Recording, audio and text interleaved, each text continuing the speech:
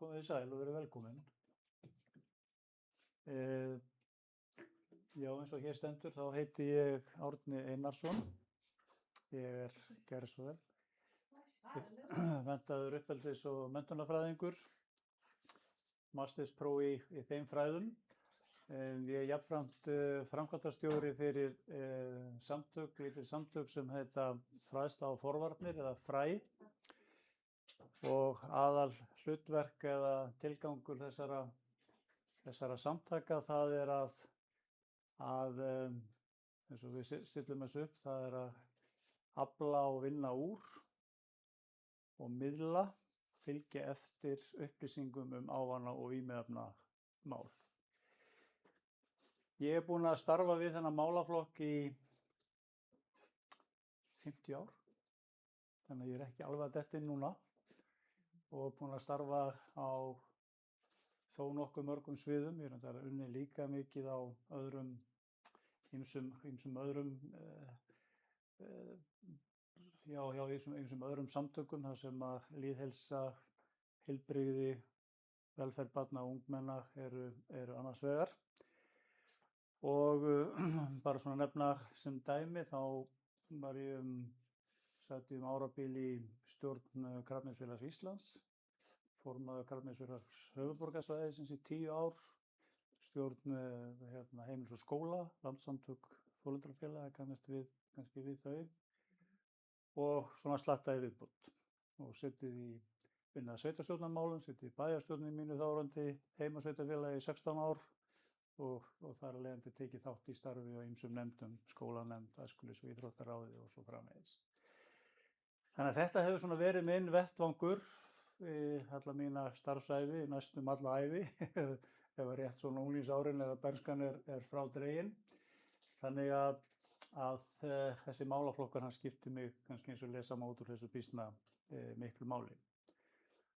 Og ég er reyndar eins og kannski á mig má merkja, ég er komin til ára minna, ég gæti verið sestur í Helgan Stein eða kannski sestur á Sólbekk á Teni eins og heitir vist núna. En svona vendingar má segja, og það sem ég ætla að fá að fara aðeins með ykkur í gegnum á eftir, í því sem að snýr að ávana- og vímuefnaneyslu barna og ungmenna, hefur svona orðið til þess að ég hef ekki almennilega getað hætt. Mér finnst ég verða að halda áfram. Því að þetta er svona málaflokkur sem kannski ekki margir bíða eftir í röðum að fara inn í.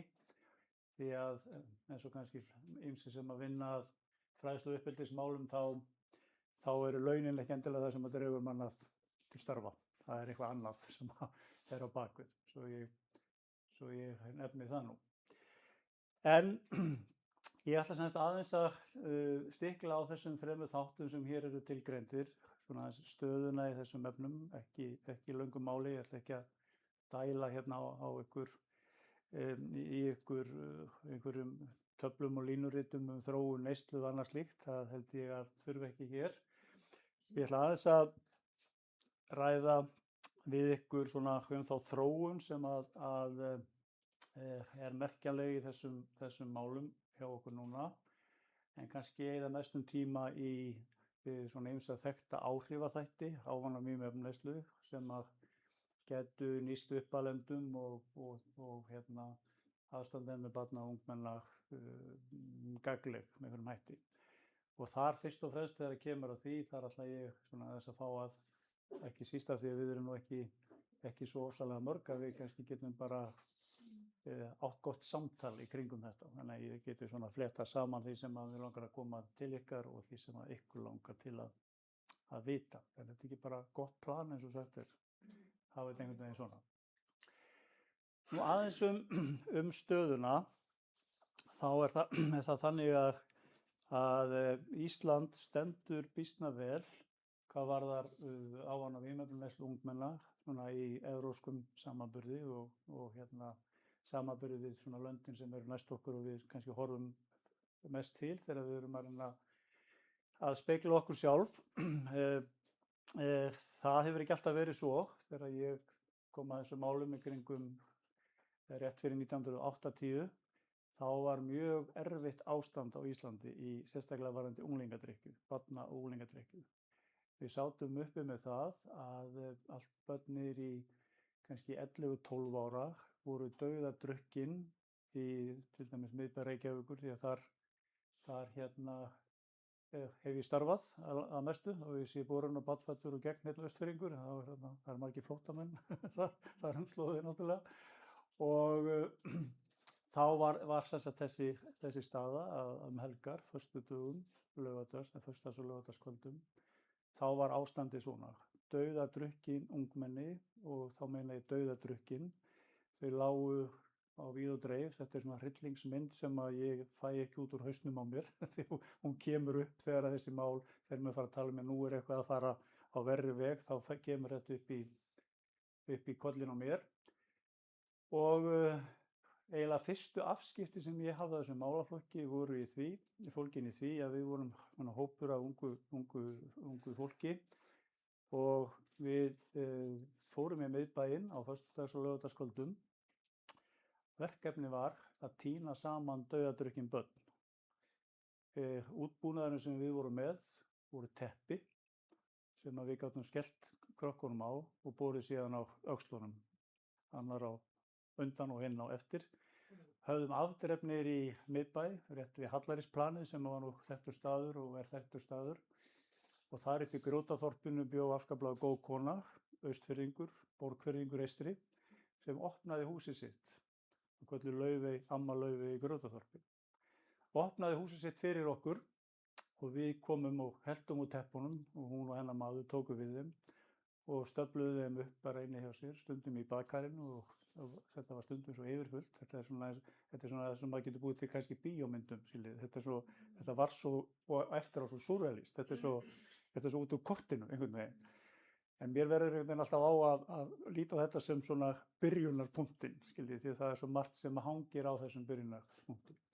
Og svo fóru þau í það að reyna að grafast fyrir það ef að börnin voru bara við að hæfa einhvern hátt, að finna út hvað þau áttu heima til þess að láta sækja þau. Sum gátu aldrei sagt til sitt sinn uppruna og sína foreldra fyrir að mótni og þá voru við í samstarfi við lögregluna líka. Svona þetta leyti, svona upp úr 80-85, þá náttúrulega stóðu svolítið frammi fyrir því og þá var ég nú svona aðeins orðinn sjóaður í þessum málaflokki að það var svona niðurstaða hjá nokkuð stórum hópi fólks, kom ekki síst úr borgarkerfinu og félagasamtökum innan borgarinnar, að nú væri komið nóg. Þetta bara, við gætum þetta ekki. Þetta væri ekki boðlegt siðuðu samfélagi að láta þetta viðgangast svona í mörg ár. Svo það var farið að byggja upp svona stemmingu fyrir því að fara í þessa ráðast að þessum vanda og það tókst og meira að segja á landsvísu. Það komu margir að. Náttúrulega þetta hófst svolítið hjá tiltölulega fáum einstaklingum, áhuga fólki sem hafði starfað í æskulýðsgeira og skólamálum og félagasamtökum. Og okkur tókst að fá svona í lið með okkur síðar borgaryfirvöld í Reykjavík. Okkur tókst að draga þáverandi ríkisstjórn að borðinu sem að lét gera skýrslu sem að dregur dálítið fram stöðuna. Á grundvelli hennar ákvað ríkisstjórnin og Alþingi samþykkti að ráðast í bara víðtækt skipulagt verkefni sem hefði það að markmiði fyrst og fremst að breyta þessari stöðu. Þannig að þetta var svona upphafspunkturinn. Þannig að upp úr árunum 1995 til 2000 þá var þetta svona komið á koppinn og þá svona hófst þetta átak, getum við sagt, sem að við höfum síðan og margir hafa síðan farið að kalla, eins og það sem þarna var gert, það skipulag og þau verkefni sem þarna eru til, svona sem íslenska forvarnamódelið, sem þið hefur örugglega stundum heyrt talað um. Þetta var rauninni bara svona heiti á þessu átaki, þetta er ekki svona listi yfir svona módel eins og maður myndi gera kröfu til ef maður væri með eitthvað hefðbundið módel. Þannig að þetta er svona forsagan sem að er lærdómsrík. Hún er lærdómsrík bæði náttúrulega bara út frá ástandinu sjálfu, hvað hlutirnir geta farið rosalega illa og rauninni verið viðvarandi í langan tíma. En fyrst og fremst kannski kenndi okkur þetta ákveðna aðferðafræði, ákveðna leiðir, bjargir eða hvað við viljum kalla það, sem virkuðu hjá okkur og þær hafa virkað hjá fleirum. Það aðra þjóðir sem hafa komið til okkar. Ég fæ nokkrar heimsóknir á hverju ári frá alls konar löndum, Mexíkó, Evrópulöndum flestum og allavega sérstaklega í norðanverðri álfunni. Fengi fólk frá Albaníu, þannig að þetta svona, mann hafa verið að fylgjast með og horfa á þessa stöðu og árangur Íslands í áðan vímuefnamálum. Þannig að við megum vera stolt af því og við eigum þessa aðferðafræði og það eiginlega svona svolítið ástæðan fyrir því að ég stend hérna hjá ykkur svo að Birgir hafði samband við mig í fyrra til þess að vita hvort ég geti komið hérna í verkmenntaskólann og rætt við nemendur sem ég held ég nú ekki tekið illa í en afþakkaði pínu pennt en sagði ég alveg tilbúin að koma en ég vil hafa sér þá meira í gangi. Og nú hefur Birgir með aðstoð einhverja fleiri komið þessu á koppinn og þetta verkefni og þessi heimsókn minn hingað í eitthvað sveitarfélag felst þess að í því að ég að hitta alla 10. bekki hér á svæðinu. Ég búinn að klára það á morgun, síðustu skólana. Ég búinn að hitta hér nemendur í þessum skóla hér. Ég fund með starfsmönnum þessa skóla og fleirum frá félagsmiðstöðinni og áðan, síðasta verki hér áðan að við komum hingað var að eiga fund með félagsmálaráði eða fjölskyldunefnd til þess að svona aðeins að ýta á þau að koma að þessum málum og ég er bara þakkláttur fyrir það því að ég hef svo litla trú á því að maður breytir miklu þó að sé gaman að koma hérna austur og hitta flotta krakka að það skilji mikið eftir sig. Hins vegar ef þetta í stærra samhengi og ég tala ekki ef að eftir fylgir og við kannski ræðum það aðeins á eftir að þeir aðilar sem láta sér málefni barna og ungmenna varða og þá spyr ég eru nokkrir sem gera það ekki að kannski mismikið komi kannski svolítið að borðinu og allir gerir sitt, skiljiði það. Það hægt að gera svo marga hluti, gera svo margt segi ég og allir leggja eitthvað á borðið. Þetta svona bara eins og Pálínuboð, það mann bara mæta með einhvern rétt og þá verður þetta stórglæsileg veisla. Og þetta er svolítið hugsað þannig. Þannig að ég vona að þessi 2 dagar sem að ég hér að pendla hér á milli staða að séu geti orðið til þess að við tökum aðeins til eða þið komið einhverja stað. Þannig þetta er svona staðan. Nú af hverju vera að vesenast í þessu? Af hverju ætti ég að vera hér? Og þá kemur svolítið að þessari þróun. Við höfum átt í lána að fagna, eiginlega alveg frá árinu 2000 pluss að hér hefur ástandið verið gott eins og ég nefndi hér áðan og verið til eftirbreytni, vakið athygli og fólk hefur komið hingað til lands til þess að læra af okkur. Og sem sagt þetta, síðustu 15 árin pluss þá hefur ástandið sem málum á Íslandi bara verið harla gott ef við berum okkur saman við löndin hérna í kring og þau lönd sem við viljum líkjast og bera okkur saman við. Hins vegar, bara allar síðustu ár, 2-4 ár, þá að sýnist okkur vera að verða breyting, ekki til batnaðar.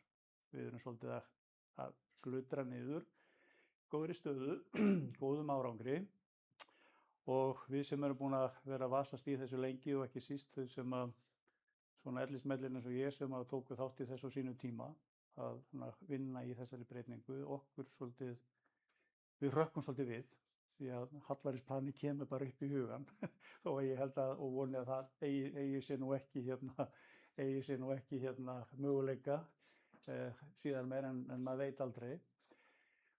Og þessi þróun sem hefur átt sér stað, hún tvíþætt.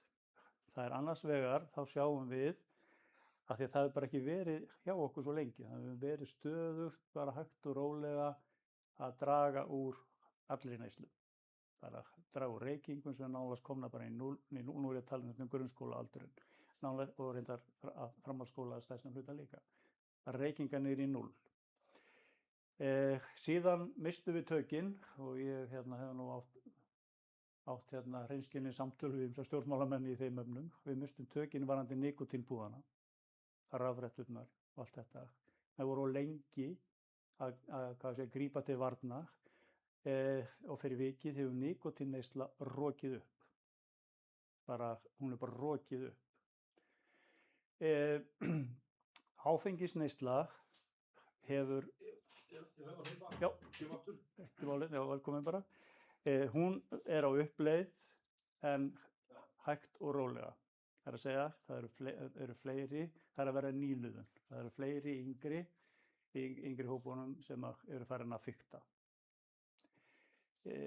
Ekki með neinum, það er engin stór stökk eins og varðandi nikótíni. Það er alveg tvennt ólíkt.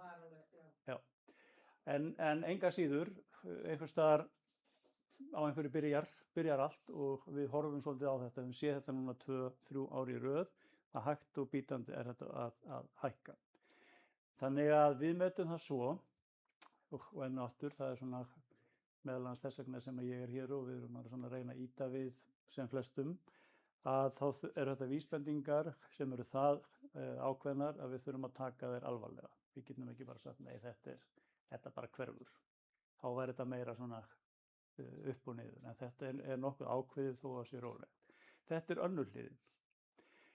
Hin hliðin er sú að krakkarnir okkar, og þá er ég kannski farin að tala um eldri heldur en í grunnskólanum sem betur fer kannski, að þau sem eru byrjuð í neyslu, eru í neyslu og stöður í neyslu, ekki endilega daglegri. Þau eru komin í ákveðin ritma og það er þannig sem neyslan gengur fyrir sig.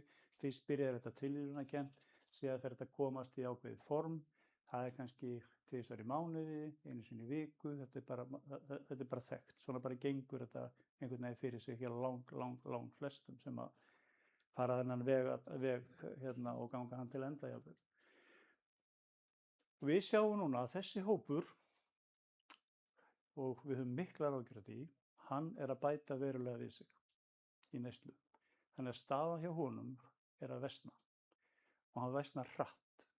Ástæðan er að öllu líkindum sú, og það er bara breyting ef við horfum bara 10-15 ár aftur í tímann, að nú er allt og ekki síst í gegnum samfélagsmiðla og sem sagt netið, það flæðir allt af alls konar efnum.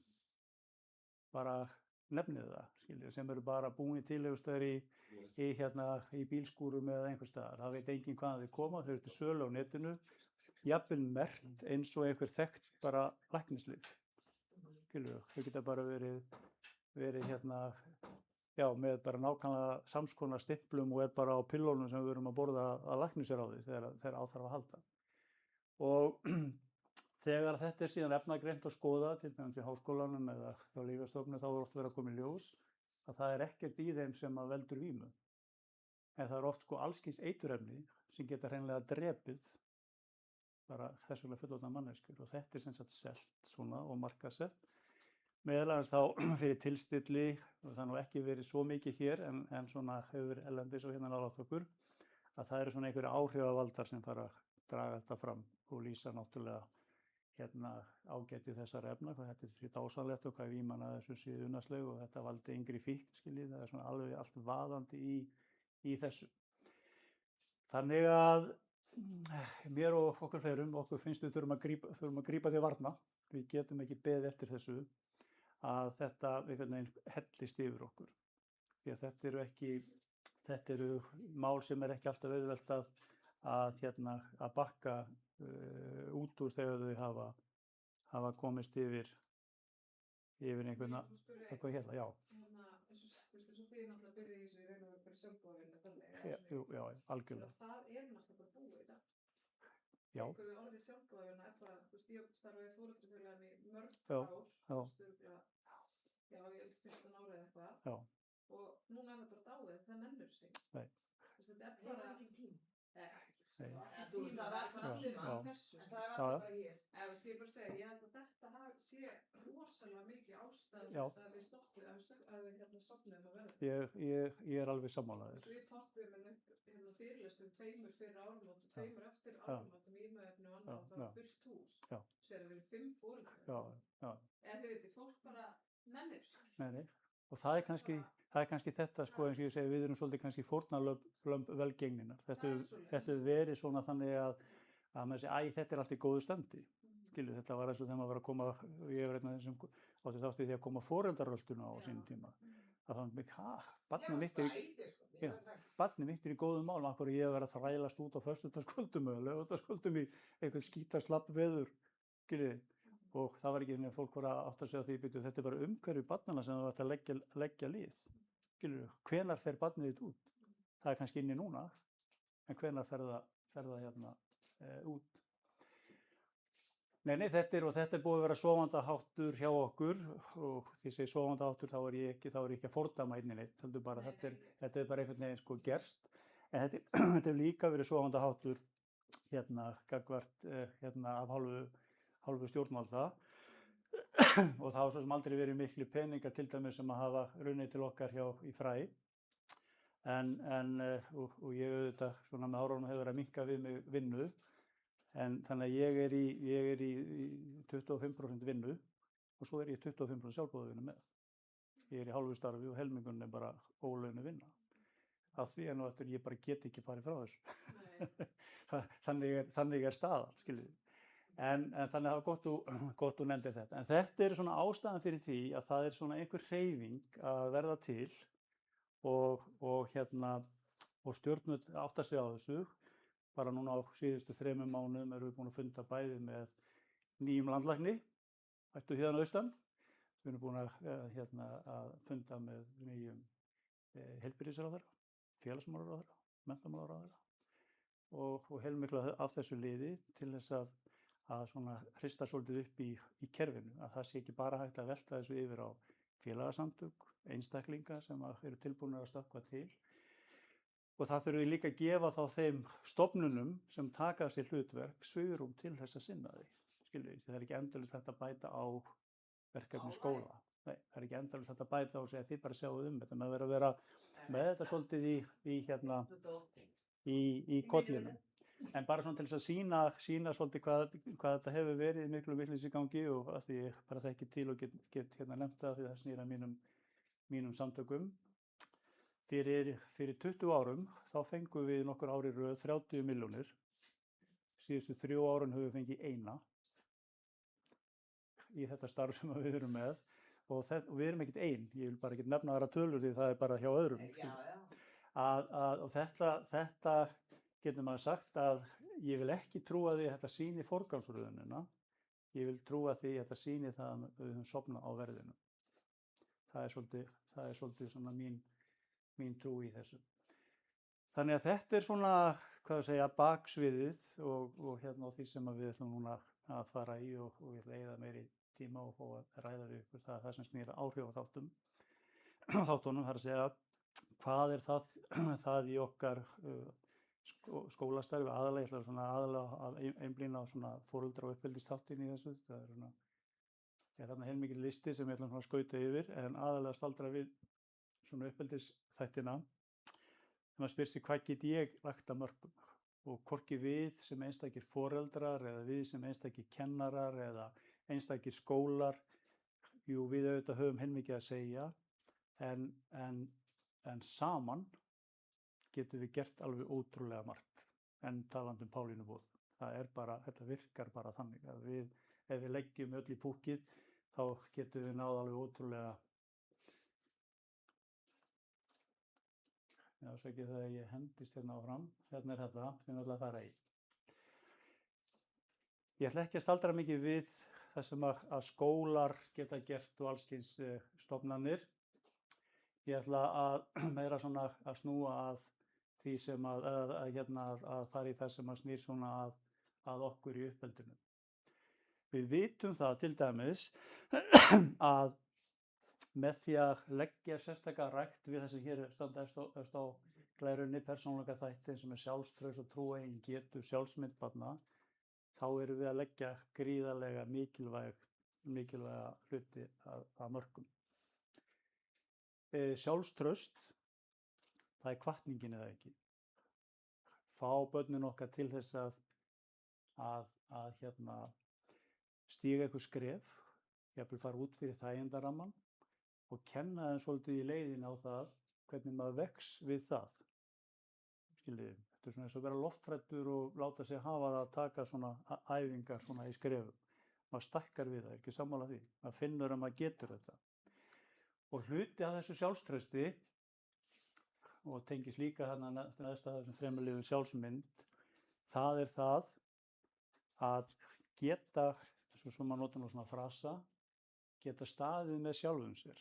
Til dæmis að geta sagt nei ef maður kemst í þær aðstæður að þurfa að taka ákvörðun það á ég að þiggja vímuefni, hvort sem það er áfengið annað, eða segja nei. Og það kallar bara á heilmikið, getur kallað á heilmikið sjálfstraust og öfluga sjálfsmynd.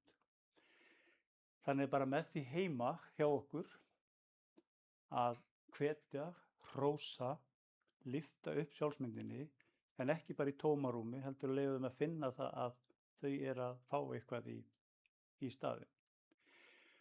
Og þess vegna var það hluti af íslenska módelinu sem við settum upp, eða svona fórum að vinna á sínu tíma. Því það getur verið erfitt að vera einn, kannski í 25 barnahópi eða unglinga-hópi, að segja bara nei. Leiður voru orðnir 3, bara betra, 5, var jafnvel bara orðið þægilegt, 10, þá var það jafnvel orðið normið, skiljið hvað er að fara. Þannig að það var svo ríkt í þessu, það var að fá krakkana með, fá þau til þess að svona finna fyrir því að það var bara gott mál að segja nei. Og ég fer aðeins betur í það svona með ykkur á eftir hvernig það svona virkaði. Og þetta allt saman, sjálfstrausti, trúeigin getu og sjálfsmynd. Þetta er svona þrenna sem að er svona, þetta er svona svolítið skjöldur sem að krakkarnir geta leitað í. Þetta er svona uppbyggingin, getur maður sagt. Svo getur líka orðið ýmislegt sem að snýra líðan sem að brýtur niður.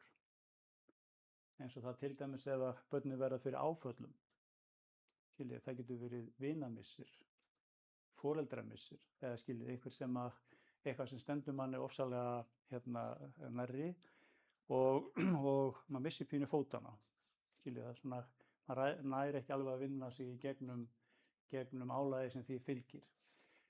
Einelti er í rauninni áfall fyrir marga, bara viðvarandi, að vera alltaf út undan, að vera alltaf tekinn fyrir, þetta er alveg rosalega erfitt. Og þegar ég var á sínu tíma, þegar ég svona til viðbótar við það að færa ömmu Laufey í börnin heim í stofu og heim í baðkar, þá svona menntaði mig og þjálfaði í svona ráðgjöf fyrir börn í vímuefnavanda. Þetta var ótrúlega sterkt allstaðar í öllum málum. Það voru áföll, einelti og ýmiss konar svona geðræn vandamál, misalvarleg. Sum bara stór alvarleg, en önnur minni og viðráðanlegri að bregðast við. Og hvað segir þetta okkur? Mér finnst þetta að segja mér allavega, bæði sem föður og afa og uppeldis- og menntunarfræðingi, að við þurfum að vera vakandi fyrir öllu svona. Að við svörum, við fyllum upp í það gat sem að verður til í þessum sálum við svona hluti. Þar höfum við þetta foreldrar gríðarlega mikið að segja og ásamt auðvitað öllum þeim sem að vinna með og fyrir börn og ungmenni. Nú, við getum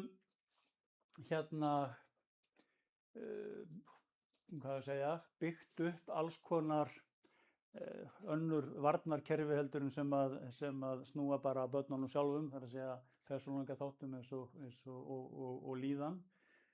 að til dæmis þá sést það mjög vel í öllum rannsóknum að börn og ungmenni, alveg bara eiginlega upp úr, sem taka þátt í skipulögðu tómstundastarfi og finna sig þar, þau fá hitt dálítið með í kaupverði. Þau fá dálítið aukið sjálfstraust, sterkari sjálfsmynd, af því bara að taka þátt í starfinu sem þannig eiga samskipti, fá jákvæða svörun, ekki niðurrif. Og þar auðvitað reynir á starfsmenn, til dæmis félagsmiðstöðva, að þeir passi upp á þetta. Þannig að vel útfært og vel rekið félagsmiðstöðvastarf er alveg gulls í gildi. Því að það er ekkert öll börn sem að stunda íþróttir, skiljiði. Það er ekkert öll börn sem að fara í tónlist eða aðra listir. En þau þurfa enga síður það sem að felst í því að þroskast í samskiptum við aðra. Og ég svo sem veit það og fæ oft þau viðbrögð þegar ég segi að við þurfum að vara okkur svo lítið á því ef að börnin okkar fara að loka sig af og við skjáin eða tölvuna. Hún veitir afþreyingu og maður vill kannski frekar heldur en þau séu dópuð út í bæ. Ég viðurkenni það alveg, en málið er að þau fá ekki þessa félagslegu örvun og það lokar sig aldrei neitt til eilíðanóns inni í svona aðstæðum. Einhvern tíma koma þau út, þá vantar þessa félagsfærni sem að til dæmis vel rekið og vel unnið félagsmiðstöðvarstarf býr til eða skapar. Það eiga þessi samskipti, kunna að leysa til dæmis bara ágreiningi. Það fær ekki bara í slagsmál, hver skipti sem einhverju er ósammála, þá er bara ofbeldi og læti. Þannig að við þurfum að huga að þessu og ég er ekki ráðast að tölvunotkun. Við vonum að við tækjum ekki þannig. Þetta er eitthvað sem við þurfum að hafa aðeins bara vera vakandi fyrir hvað liggja þessi mörk. Hvenær finnst okkur bara komið nóg og þá bregðumst við í samræmi við það. Nú það sem eitt af því sem ég allavega bendi foreldrum á, það af því að ég fæ oft á spurningu hvernig get ég séð hvort barnið mitt er komið í neyslu. Og stutta svarið er, það getur verið býsna flókið, erfitt, því að það fylgir ýmislegt því að verða unglingur. Alls konar geðsveiflur og það eru átök og það er sóðaskapur, nenni ekki að taka til eftir sig og alls konar þetta sem er ógulega mikið taugarnar á okkur foreldrum að sjálfsögðu og hirðuleysi og mikið úti og vinir koma og fara og þetta er bara allt í hershöndum. Að það þarf ekkert að vera neitt annað í gangi heldur en bara unglingaveikin, því unglingaveiki er veiki. Þetta er heilaveiki, það er hægt að finna það. Þetta er bara tímabundið veikindi í flestum tilfellum vonandi og þannig að við þurfum að vera svolítið líka á vaktinu það að við séum ekki bara búin að ganga skrefinu of langt og bara segja ok, nú er þetta svona, jæja. Og það þegar menn fara jafnvel foreldrar eru með ásakanir á börnin sín fyrir þetta, þá er náttúrulega fjandinn-laus. Því að auðvitað finnst þeim það mjög sárt að vera vænd eitthvað sem að þau ekki kæra svo og jafnvel langt frá þeim. Síðan er eitt, og ég kem líka betur inn á það aðeins í sérglæru hér á eftir, upphafsaldur neyslu, þroski. Rannsóknir eru algjörlega búin að staðfesta það að aldur er ein af stóru breytunum varðandi ávana- og vímuefnavanda. Þannig að barn sem byrjar að jafnvel bara fikta á aldrinum svona 12, 13, 14 ára er í svo margfalt meiri líkur á að það missi tökin, sé búin að missa tökin á neyslunni bara á aldrinum 20 til 25 ára heldur en sá sem er að byrja aldrinum 20 plus. Og svarið við spurningunni hvers vegna, hann felst í þroska, ekki síst í heilaþroska. Persónuleikaþroska, allt þetta gerist nú þarna í þessu dótari milli eyrnanna á okkur. Þannig að þetta er það sem að við höngum svolítið í, þetta forvarnalið, aldur. Leitið allra leiða Og þegar á sínu tíma við vorum að bregðast við og taka unglingadrykkjunni, þá voru bara sumir foreldrar sem keyptu börnin sín. Ég örugglega heyrt svona sögu kannski, hefur einhver hér inni verið ekki bara keyptur líka. Þegar ég borga fyrir bílprófið Já. skiljiði, og mér finnst það bara frábært. Skiljiði, almennt er maður ekki svona, ekki sátt. Ég ger þetta bara hygglust. Já, almennt er maður ekki sáttur við mútur, en þetta er bara jákvætt. En þetta er jákvætt. Já. Þannig að ekki gera þetta út af því að þið... Nei, ég skil, já, en bara vegna þess að aldurinn, og það var alveg sama hvað stæði hérna fyrir framan ykkur, þetta er í dregið fram, aldur, höngum eins lengi og við getum í því að hérna aldurinn, hérna skal ég segja ykkur, að þau byrji sem allra seinast eða síðast. Það helst ekkert. Já, ég segi, en það er allavega það er ávinning, eins og ég segi hérna, hvert ár er hreinn og klár ávinningur. Og við skoðum þetta aðeins hérna betur á eftir. Og síðan er þarna neðsta sem snýr að þekkingu, og það er ýmislegt sem snýr að viðhorfum, en þangað fyrst og fremst að taka hérna þrjá hérna, félagsþrýstinginn, og ég er búinn að gera margar tilraunir, ég hef kannanir í svona unglingahópum félagsþrýsting, hvort að þeim finnist að þau þurfa að gera eitthvað vegna þess að félagarnir ætlist til þessu framvegis. Niðurstaðan er mjög hrein. Það er svona 99,1%, nei, ég er alveg fullkomlega sjálfstæður og sjálfstæði í því sem ég geri. Það er engin áhrif á mínar ákvarðanir. Og þið sjáu náttúrulega í hendi ykkar og meira sér bara við hjá okkur sjálfum, fullorðna fólkinu, það gengur ekki alveg svoleiðis. Við horfum nú svona aðeins í kringum okkur líka þegar við erum bæði að tileinka okkur einhver tiltekin viðhorf eða hegðun, venjur og annað slíkt.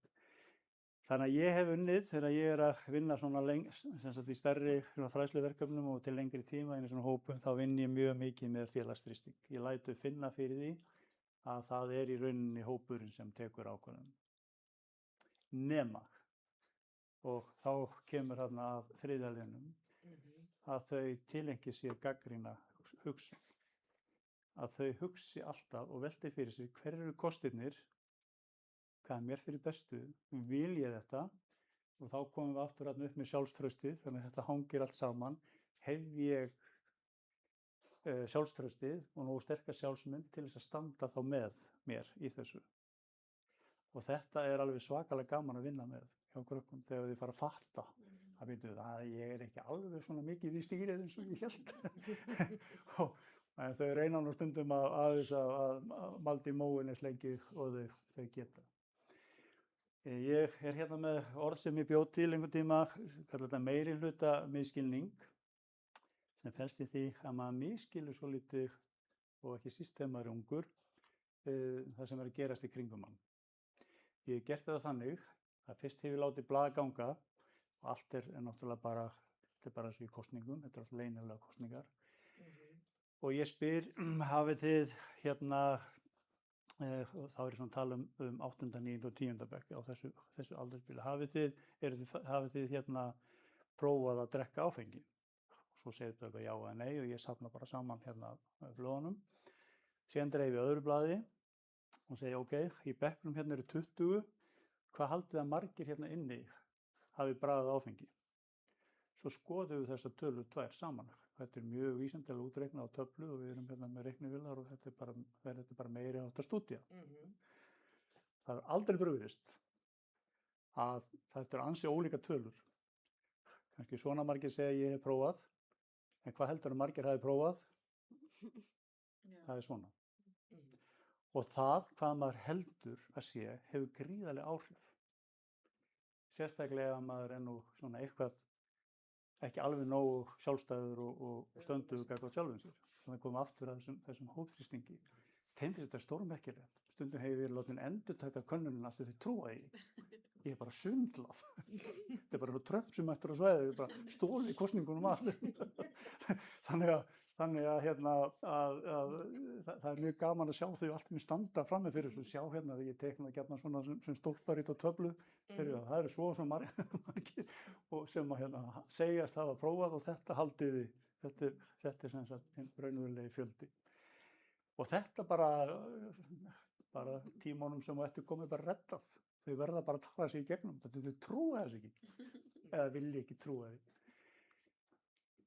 Nú, þá aðeins meira að vil að fyrst og fremst að taka fyrir sem snýr fjölskyldum og foreldrum og vinina. Ég ætla að sleppa skólanum í þessari yfirferð. En uppeldishættir, þeir skipta kannistu við Sigrúnu Aðalsteinsdóttur, prófessor við Háskólann. Hún hefur rannsakað mikið uppeldishætti og tengsl þeirra við ávana- og vímuefnaneyslu. Og ég þekki þessa rannsóknir hennar mjög, hún var leiðbeinandinn minn í mastersrannsókninni minni, þannig ég þekki hvað hún hefur verið að gera. Hún sem sagt fann það að það skiptir máli hvers konar uppeldishætti maður ástundar á sín börn. Þeir sem eru afskiptalausir láta börnin bara svolítið vaða uppi með hvað sem er. Já. Bara svona flæða, Já. eins og þau sagt nú. Bara að það eru börnin sem standa verst gagnvart ávana- og vímuefnaneyslu. Það eru börnin sem eru líklegust til þess að vera í neyslu og neysluvanda. Það voru 2 möguleikar eftir, eða þessum 3 flokkum sem hún hefur búið til í sínum rannsóknum. Síðan eru það foreldrar sem eru bara með hnefann á lofti. Nú bara ert þú komin inn, klukkan eitthvað ákveðið, annars bara gerist eitthvað. Þú þarf ekki að fara út næstu kvöldin eða þú bara læst inn eða skiljið eitthvað. Bara það er svona harkan sex. Þessi krakkar koma betur út heldur en hinir sem eru með svona afskiptalausa uppeldi. En best koma þau út, börnin sem búa við það að það eru fastar og ákveðnar reglur, það eru leiðbeinandi og það eru mikil samskipti reglunar. Svona þetta gagnvirka. Það er ekki bara þegar þú gerir svona, heldur semja menn og þá þurfa foreldrarnir að vera flinkir í samningatækni. Vera búin að setja sér markmið og svo byrja maður einhvers staðar og svo enda maður sem bara sáttur og ætla alltaf að vera í upphæðinu, þannig að það getur verið kóng. En þetta er samt mjög skemmtilegt. Já. Ég ger þetta mjög reglulega á mínu heimili. Já. Og þetta er svona smá æfing og þarna læra krakkarnir líka svo margt. Þau eru ekki bara að læra það að virða vilja foreldrarna, skiljiði. Þau læra líka svolítið að taka eigin ábyrgð.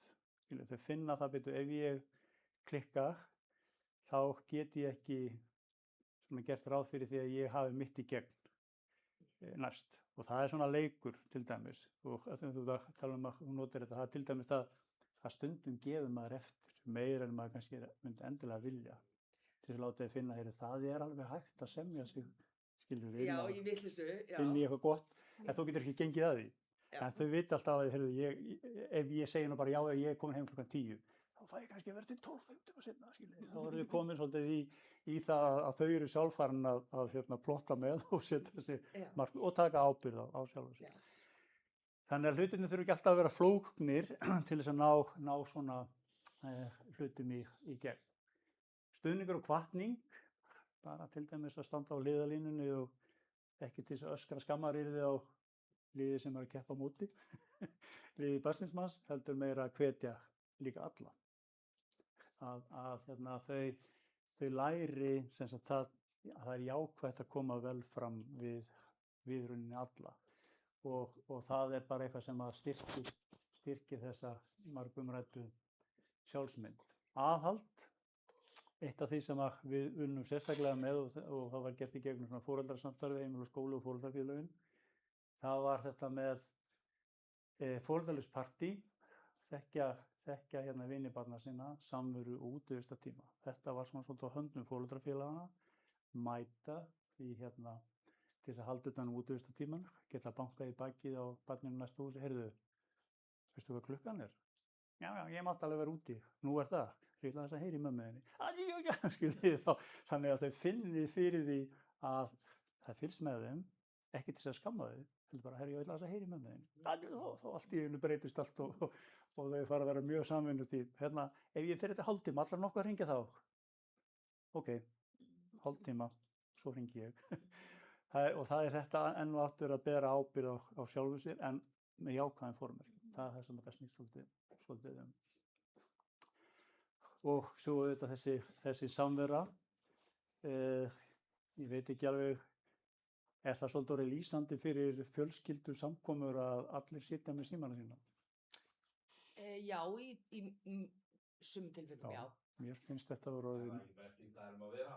Jú, þetta er það þannig, sko. Já. En mér finnst þetta meira að segja og ég fann að finna að þessu við mína fjölskyldu, mín börn og barnabörn, þegar þau setjast við síman og segja, heyrðu, akkur held ég að vera að bjóða ykkur heim? Þið getur bara verið heima hjá okkur eða þú eru að horfa á síman. Já, sorry. Og núna eru þið farin að horfa á mig þegar þau koma og leggja síman á skengin.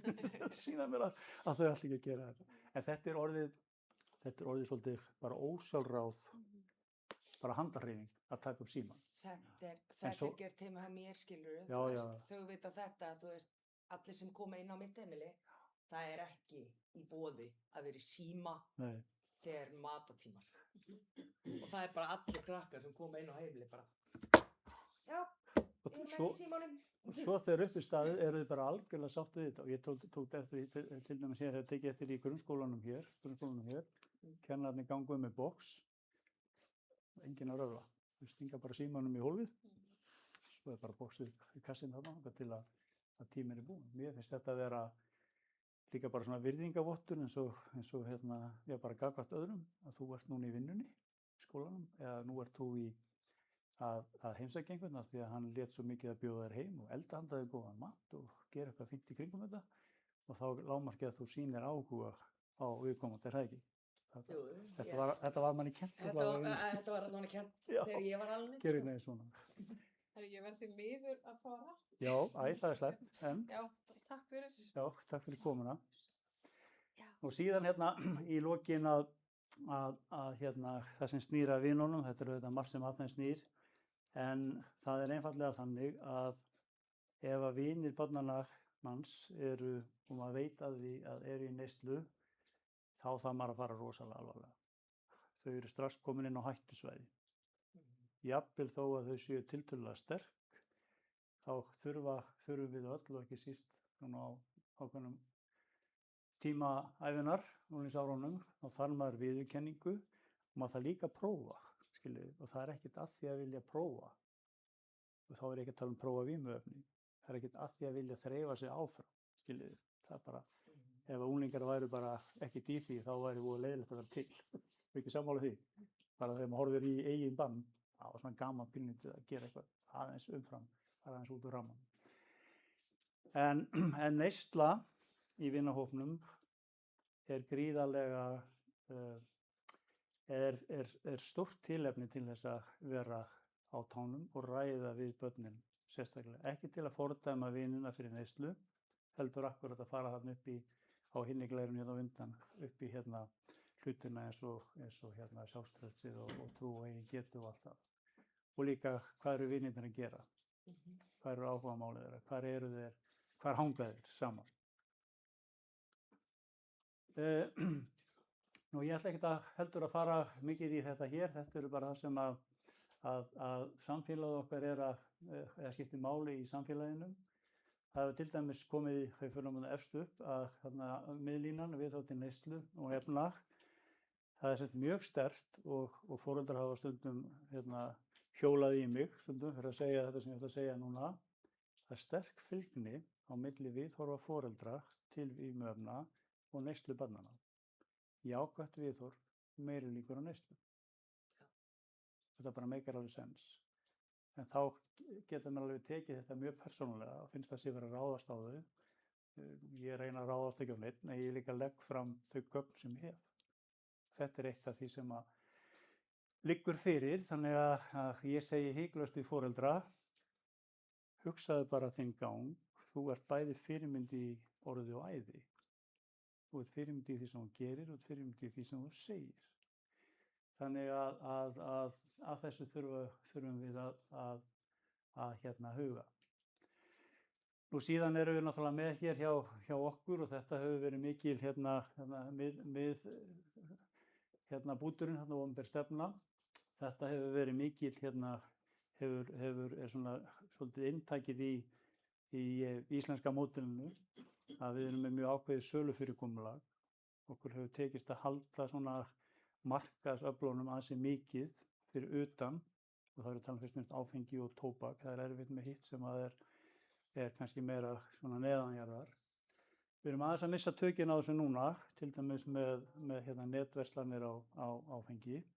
Það er tvennt sem við erum fann að sjá, en við eigum ekki rannsóknir, bara byggjum á því sem að foreldrar og fólk er að láta okkur vita af. Annars vegar að þeir sem eiga í miklum áfengisvanda, þeir eru duglegastir að panta heim að dyrum. Þeir þurfa ekkert að klæða þessu upp og vera að fara út á meðal fólks. Þeir bara, það mætir einhver sendill og voltið einhverjum og bankar á dyrnar og réttið pókan. Það er búið að greiða fyrir þetta. Þetta eigum við eftir að skoða, og það er í bígerð að skoða, því að við viljum náttúrulega ekki að það kerfi sem við erum með, það sé fyrst og fremst því að fóðra fólk, eða það er að segja að ýta undir vanda sem er nógur fyrir, skiljiði. Hitt er síðan að nú er það að gerast æ oftar, og ég fæ svona slatt af símhringingum frá mjög reiðum foreldrum, reyndar alltaf maðurum, papparnir hafa ekki verið að blanda sér í þetta, sem eru fúlir yfir því að við hafa leyft partí heima. Það har aldrei verið neitt í gangi í vesinvarandi áfengi. Allt í einu komast krakkarnir inn á netið, panta sér áfengi, fá það sent og sendlarnir sem koma, þeir fá fyrirskipun um það, sett þetta hérna í garðinn, sett þetta í ruslatunnuna við strætóskýlið hérna fyrir framann, svo er bara beðið eftir á hlaupið og áfengið. Það er samt sem að gera þetta gegnum rafræn skilríki. Já, þeim tekst að fara í gegn. Já, þeim tekst þetta sem að við ekki, við náttúrulega fullorðna fólki getum þetta ekki, skilur við, því að við... Þú meinar þið fara fram hjá því? Já. Fara fram hjá því? Þeim tekst það. Nei, þeim tekst þetta. Og ekki alls fyrir löngu, ég var að ræða svona mál á fundi núna bara í síðustu viku, vorum þá niður frá hjá landlækni að ræða hvernig við getum einhvern veginn dregið þetta upp á yfirborðið. Þá var nýlega einum af hópnum, hann var búinn að fá samtal frá móður sem var alveg öskureið yfir þessu eðlilega. Og hann sagði, heyrðu, ég skal bara styðja þig, ertu ekki til í að kæra þetta? Og hún sagði sér lengi og sagði, nei, ég vil ekki setja barnið mitt í þá stöðu. Því að ef það verður gert, þá er það hugsanlega bara meira að segja barnaverndarmál. Þannig að þarna er bara orð gegn orði, og við erum í svo einkennlegri stöðu að geta ekki brugðist við, af því að ég myndi allavega ekki segja við barnið mitt, panta þér áfengi á netinu, vittu hvort þú getur þetta. Ég treysti mig ekki í það, skiljið þið, eða barnið er svo stór, sjáum þetta sjálf þá. Svo er líka bara orðnir foreldrar líka þannig að sumi foreldrar, og ég er bara að tala eins og vinahópur dóttur minnar, sem er 16 og er 17. Já. Og þau hafa sagt það bara blákalt í andliti á mér. Já. Þú veist, bara, ég kaupi bara fyrir minn. Já. Þú veist, maður bara eitthvað, já, ok. Þú veist, ég vil auðvitað frekar að barnið mitt komi til mín og tala við mig. Já. En þetta, þú veist, það er takmörkun, skilur. Þú eru til staðar. Já, og þannig þurfum við foreldrar að ræða saman, og þetta var gert svo skipulega á sínum tíma, þar sem að heimil og skóli og foreldrafélögin kom inn í, þar áttu menn bara þessu umræðu. Hún var oft heit. Já. Það kom fyrir að fólk æddi út og skelltu eftir sér, maður var bara reiðir, upplýði svolítið að þetta var alveg rétt sem að var verið að tuða fyrir þetta er rétt, já, ég get að gera þetta, en þá var erfitt að standa upp og segja, heyrðu, ég bara biðið afsökunar á þessu, þetta er bara alrangt hjá mér að gera þetta. Þannig að það er alls konar svoleiðis hlutir. Nú, það fyrir að síga á seinni hjá okkur, þannig að ég ætla ekki að stoppa við þetta hér. Ég ætla bara að hnykkja á þessu hér, þessu með aldurinn. Bara því yngri sem börn hefja neyslu, annar vímuefna, þeim mun hættar valda þeim erfiðleikum bæði bráð og lengt. Og þetta á ekki bara við, skilurðu, unglingsárin, þetta á líka við þegar skoðað er aldurinn 35-40 ára. Og við tekum á því, betur hvenær fórstu að nota, þá er bara skýr lína á milli. Eftir þess að hún bíður lengur, eftir þess að eldri þú byrjar, eða annar borð byrjar, þeim minni líkur eru á þessu. Og eina skýringi sem við höfum, það er bara þroski, heila þroski, það er eitthvað og eitthvað kannski félagslegt líka. Og síðan vandamál æsku, samskiptavandi við foreldra, nám og skólaganga, hegðunarvandi og svo framvegis. Og þetta bara það sem ég var að tala hér áðan, þetta með að rannsóknir sýna líkur á alkóhólisma minnka umtalsvert við hvert ár sem neyslan frestast. Og þess vegna þetta ár, hvernig sem maður nærði í gegn, hvort sem maður kaupir krakkana eða hvað sem maður gerir, þá það bara ávinningur í þessu samhengi. Það bara þannig. Það ekki oft sem maður fær alveg hreinar og skýrar línur í rannsóknum. Skilurðu, þær eru svona, það eru 95% líkur á að eitthvað sé á einhver ákveðnu tilteknu bili. Hérna bara, þetta bara línan. Við þurfum ekki að vera að deila það hvort þetta rétt eða rangt, hvort við viljum að taka mark á því annað. Og hérna sjáum við aðeins þetta sem ég var að tala hér áðan. Svo sem byrjar að drekka fyrir 15, 4 sinni líklegri heldur en svo sem byrjar eftir 21. Og sömuleiðis með ólöglegu efnum. Þetta eiginlega vorum við búin að ræða allt áðan, beint og óbeint. Það tíminn og samvera, tengsl, stuðningur og hvatning og fordæmi. Það maður verður svolítið að átta sig á því að það sem maður bæði segir og gerir það stimplast inn. Og það sannarlega tímans og erfiðisins virði að ef maður hægt að tryggja og koma á góðu sambandi við börnin sín. Að maður geti sagt sína meiningu við þau án þess að þeim finnist á þau ráðist, að þau geti sagt okkur, foreldrunum, það hvað þeim finnst og hvernig þeim líður, án þess að við tökum strax upp puttann, skiljiði. Þannig að þetta svona hluti af því að vera í góðu sambandi við barnið sitt auðvitað ásamt ýmsu fleiru. Ég vil ekkert að fara hér í þetta snýr nú meira að svona heildar kerfinu hjá okkur. Ég ætla samt að benda hér á síðustu línuna, en þetta með ábyrgðina á því sem að maður segir og gerir, og af því að það eru líka skýr tengsl þarna á milli því sem að við horfum foreldrana til neyslu og neyslubarnanna, að skilaboðin okkar, og maður þarf ekki endilega að segja ég vil ekki að þú bragðir áfengi, það ein framsetning, og maður getur líka að setja fram bara vá hvað það væri frábært ef að bara ungt fólk myndi bara sleppa þessu, skiljiði, eða bara bíða þar til það orðið öruggt, skiljiði munin á þessu, en skilaboðin eru þau sömu, þau eru skýr, þetta minn vilji, og þetta vilji að þú tilheyri þessum hópi sem að ég að vísa til. Og síðan að styrkja þá ímynd að það sé hreysti og manndómsmerki að láta fíkniefni eiga sig, ekki öfugt. Og ég var að tala með Birgi, við vorum að keyra hér á milli staða í dag að því ég búin að hitta ansi margar nemendahópa. Þeir gera sannlega gott betur en að skipta hundruðum, þeir skipta þúsundum á þessum 50 árum. En ég fæ oft einhverja töffara, þetta nú yfirleitt, þetta bara alltaf strákar. Ég man ekki til neinni stelpu sem hefur staðið upp í hárinu á mér til þess að reka ofan í kallinn einhverja vitleysu. Já, ég veit nú betur, ég var að lesa á netinu. Og ég var að segja við Birgi að ég stundum fer svona út á línuna með það sem maður leyfir sér, gagnvart bara ungmennum við svona aðstæður. En ég leyfi þeim aldrei að komast upp með neitt. Ég flæki þau alls konar vandræði, eins og til dæmis bara sem ég var að nefna sem dæmi. Nú ertu með einhverja rannsóknir að baka þetta. Er ekkert að taka þeim illa. Og já, hvaða rannsóknir? Þá fara kannski bara að bulla eitthvað og segja ég bara man það ekki. Og þá ok, skoðar eitthvað hvað var á baku. Hvernig var til dæmis markhópurinn valinn? Það er svona nota eitthvað sem ég veit að þau ráða ekkert við. Þá svona fara menn að verða óöruggir. Já, hvað í fjandanum ég lentur núna? Hvað kallinn að fara að gera? Já. Og ég fyrir svona, voru einhver svona áreiðanleika mörk í þessu. Láta bara eins og ég sé að tala við svona félagsvísindamann og þá fara maður að vera mjög órólegir. Og þá kannski get ég enda að segja, ég hræddur að láta hræra illilega í hausnum að þér. Skiljiði, á þess að vera fordæmi, og þá náttúrulega ég búin að niðurlægja og það það sem maður vill ekki. En ég svona að gefa skýr skilaboð inn í hópinn, þetta ekkert mjög töff. Skiljiði, það bara búið að reka þetta ofan í hann.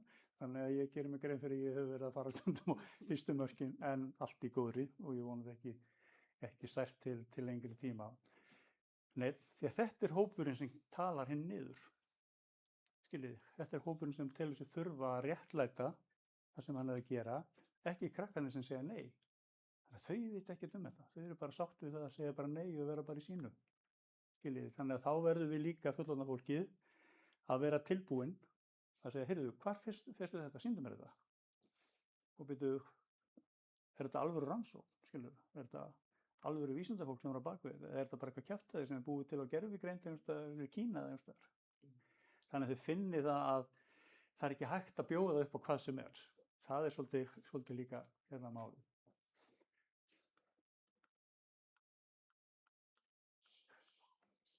Það týna hérna til örfá það því ég fæ og þetta nú fer ég að loka á þessu hjá okkur, hleypa ykkur heim aftur, að hérna vísbendingar vímuefnaneyslu. Þetta er ofboðslega flókið. Það er samt ýmislegt sem að við höfum lært og liggur fyrir sem við getum tekið til sérstakrar hérna skoðunar. Það er til dæmis ef að verður mjög snögg breyting á einhverju fari barnanna. Það getur verið útlit, það getur verið hegðun og annað sem ég nefndi hér aðeins áðan. En maður þarf líka að fara varlega, þetta getur bara verið unglingaveikin. Það þarf ekki að vera neitt alvarlegra. Áhugaleysi á skólanámi, breyttur svefntími, nýr vinahópur, vinir í neyslu, geðsveiflur, ýmis einkenni, maður fer allt í einu að bara verða allt öðruvísi. Og eftir því sem að fleira í þessum hérna dúr kemur hérna fer inn á tekklistan hjá manni, þá þarf maður að fara að vara sig. Skiljið, því þá verður þetta orðið svona meira eins og heilkenni. Skiljið, þá verður þetta orðið svona einkennandi fyrir eitthvað sem er að gerast. En enn og aftur þetta að hérna varast alhæfingar. Og svo eru bara margir unglingar sem eru bara klókir. Þeir bara passa sig upp á að bara jafnvel að vera ennþá betri heldur en voru áður, prúðari, skiljið, til þess að leyna hérna ástandinu. Þannig að þeir snúast akkurat við og foreldrarnir himinselir. Hún, bara dásamleg, hún bara mætir heim á kvöldin þegar ég segi henni og annað slíkt, skiljið. Þá bara spila þau á kerfið. Það eru þau sem eru komið við stýrið og hérna, og bara ekkert það að segja. Nú ég ætla ekki að hérna fara hérna í hérna, nema bara rétt að minna á þetta hérna. Sko, við eigum það til, ekki bara varðandi ávana vímuefnaneyslu, að við bíðum mjög lengi með viðbrögð. Getur við verið sammála með því. Við sjáum lagast þetta, kannski lagast þetta. Þetta hlýtur að vera bara búið, þetta bara tímabil hjá. Það er nákvæmlega svoleiðis, sko. En málið það að það er meiri háttar verkefni að ná hérna, barni eða ungmenni út úr neyslu. Og það er svo margt sem er allt öðruvísi hjá ungri mannesku í neyslu heldur hjá fullorðinni.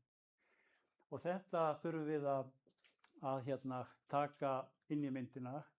Unglingurinn hefur ekkert alltaf þess að hvöt til að hætta neyslu. Sá fullorðni getur hugsað sem svo. Nú nota ég kannski bara frasa og það er allt í lagi. Ef ég ger eitthvað í mínum málum, þá fer bara konan eða maðurinn frá mér.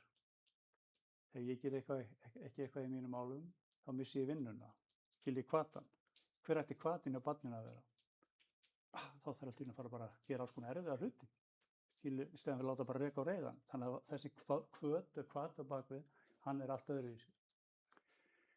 Og síðan hérna, þetta með þriðji liðurinn að geta fremur en í fullorðni treysta á aðra sér til framfærslu. Það er líka þannig. Pabbi og mamma sjá bara fyrir mér. En ef ég missi vinnuna, ég þarf einhvern veginn að skaffa börnunum mínum lífsviðurværi og hérna tryggja það. Þannig það er svona hluti af þessum hvata. Og ýmislegt fleira sem er hér inn á. En bara til að minna á að við erum að fást við miklu erfiðari mál. Eins og ég var að segja við krakkana hérna hjá skólanum hér í morgun, að einhver sem hefur kannski byrjað í neyslu 13, 14, 15, er orðin kannski nálægt 20, 18 til 20, tekst að taka sér tak, tekst að koma sér að verða edrú og hérna tekst að byggja upp einhvers konar löngun til þess að skipta kúrs og breyta lífinu, þau standa frammi fyrir alveg rosalegri áskorun. Þau eru allt í orðin í námi, langt á eftir öðrum. Félagarnir eru komnir í framhaldsskóla og jafnvel sem eru í háskóla, komnir í fasta vinnu, eiga bíl, skilur þau hafa einhvern veginn gert eitthvað sem að þau líta svo skemmtilegt, en þau eru svo langt á eftir. Og ég notaði í morgun og nota svona sem líkingamál að þegar að rofa til hjá þeim og víman er ekki gleraugun eða móðan sem við þurfum að sjá allt í gegnum, þá sjá þau hvað er ofsalega langt í land. Þetta er alveg ótrúlegur áhættutími varðandi sjálfsvíg. Og hér árum áður þegar ég var svona meira í því að vinna með börnum sem voru svona stödd, þetta var svo erfitt.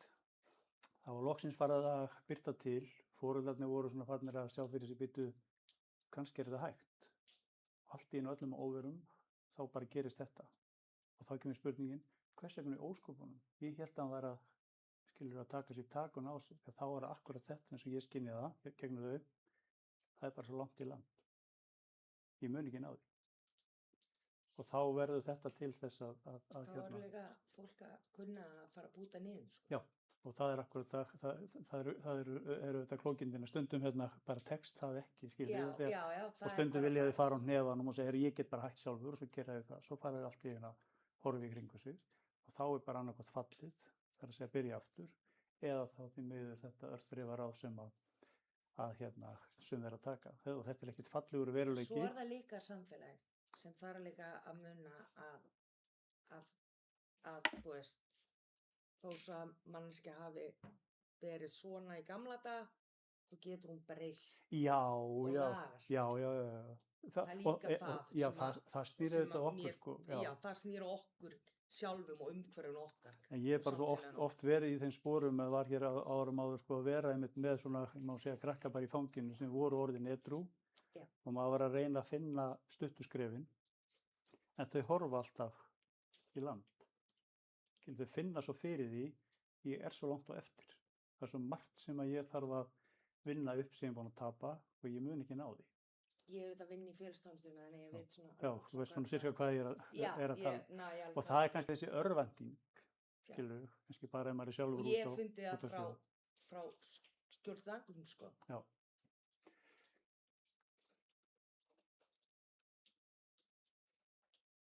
Bara pass. Þetta er bara málið. Þetta er viðvarandi þrotlaus vinna. Og við segjum svona oft í þessum okkar á milli í þessum forvarna gera að forvarnir séu ferskvara sem þýðir að við þurfum alltaf að vera endurnýjana. Annars bara úldnar fiskurinn í borðinu, verður óætur. Við þurfum alltaf að fylgjast með, alltaf að endurnýja okkur og alltaf að vera með nýjar, ekki endilega nýjar, en endurtekningu á því að fylla á þetta hlaðborð sem við viljum gjarnan gera.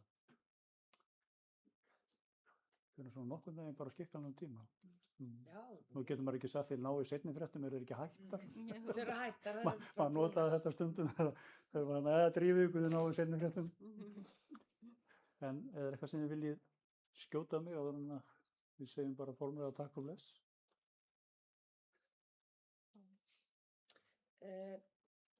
Það er eitt sem ég hef verið að spá í út af því að það hefur svona verið að koma inn í umræðuna núna, er að það vera að